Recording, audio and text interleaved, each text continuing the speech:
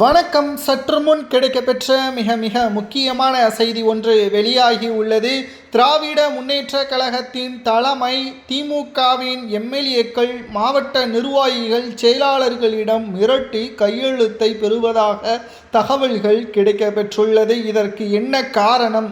வருகின்ற சட்டசபை தேர்தலில் திமுக தோல்வி அடைந்துவிட்டால், திமுகவின் கூட்டணி கட்சிகள் தோல்வியடைந்துவிட்டால் அந்த பகுதியில் உள்ள திமுகவின் மாவட்ட செயலாளர்கள், துணை மாவட்ட செயலாளர்கள் அனைவரும் ராஜினாமா செய்ய வேண்டும் என்பதற்கேற்ப திமுகவின் தலைமை மிரட்டுவதாக தகவல்களும் தற்பொழுது கிடைக்கப்பெற்றுள்ளது.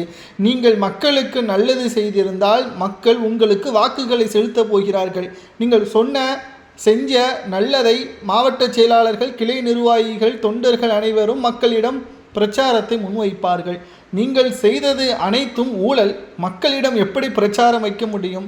அப்படியே பிரச்சாரம் வைத்தாலும் மக்களுக்கு என்ன தெரியாமலா இருக்கிறது என்ற கேள்விகளை தான் மாவட்ட செயலாளர்களும் நிர்வாகிகளும் தலைமையிடம் கூறி வருகிறார்கள்.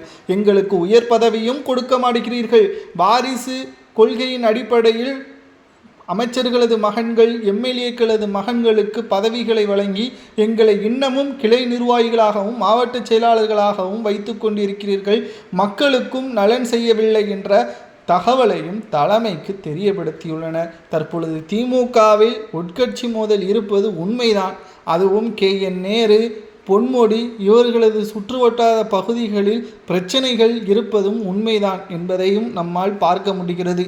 திருநெல்வேலியில் தமிழக பாஜக தலைவராக இருக்கக்கூடிய நயினா நாகேந்திரனை தோற்கடிக்க வேண்டும் என்று திமுகவின் தலைமை கூறியுள்ளது. திருநெல்வேலியை பொறுத்தளவிற்கு காங்கிரஸ் வேட்பாளர் வெற்றியடைய வேண்டும், திமுகவின் கூட்டணி வெற்றியடைய வேண்டும் என்று தெரிவித்திருக்கிறது திமுகவின் தலைமை. ஆனால் நிர்வாகிகளோ நிச்சயம் அவரது வெற்றி வாய்ப்பு என்பது வாய்ப்பில்லை என்பதற்கேற்பையும் இதுவரைக்கும் நெல்லையை பொறுத்தளவிற்கு நயினா நாகேந்திரனுக்கு இருக்கக்கூடிய செல்வாக்கு தமிழகத்தில் அதிமுகவுடன் கூட்டணி வைத்திருக்கின்ற நிலையிலும் திமுக நற்செயல் செய்யாத காரணத்தினாலும் மக்கள் கடும் கோபத்தில் இருக்கிறார்கள். இதனால் திமுகவின் தலைமை வெற்றியடையவில்லை என்றால், கூட்டணி கட்சிகள் வெற்றியடையவில்லை என்றால் ராஜினாமா செய்ய வேண்டும் என்பதற்கேற்ப மிரட்டுவதாக தகவல்களும் கிடைக்கப்பெற்றுள்ளது. திமுகவின் தலைமை செய்வது சரியா தவறா என்பதை திமுகவின் உண்மையான தொண்டர்கள் கமெண்ட் வாயிலாக கருத்துக்களை பதிவு செய்யுங்கள். ஏனென்றால் நிச்சயம் இது மிகப்பெரிய அளவிலான அதிர்ச்சியையும் அரசியல் வட்டாரத்தில் ஏற்படுத்தியுள்ளது. இரண்டாவது முறை இதுவரைக்கும் திமுக தொடர்ச்சியாக வெற்றியடையாததும் குறிப்பிடத்தக்கது. இந்த முறை வெற்றி வாய்ப்பு இருக்கிறதா என்பதை உண்மையான தொண்டர்கள்